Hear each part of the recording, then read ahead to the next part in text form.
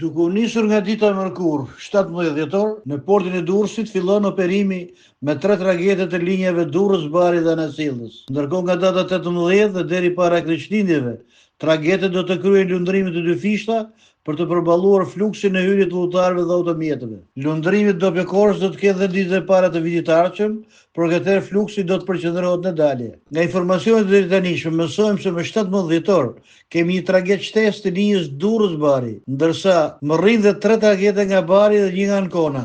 Duke u nisur nga data 18 fillon dobëkorsa nga Bari dhe Durrësi. Gjithashtu tragedi Durrës-Ancona do të vijë lundrimet normalisht të mërkurën të premte dhe dielën nga porti i Durrësit. Lundrimet e 2 fishëve do të jenë deri me data 24 para Krishtlindjeve dhe pastaj do të rifillojnë me datën 1 janar, me nisje nga Durrësi dhe Bari. Sipas të dhënave nga agjenci detare që operojnë linjët Durrës-Bari dhe Durrës-Ancona, ka një rritje të lehtë të udhëtarëve krahasuar me vitin që kaloi. Për të përballuar fluksin në rritje të hyrje-dalje nga porti i Durrësit, policia kufitare operon me 24 sportele për kontrollin e dokumentave.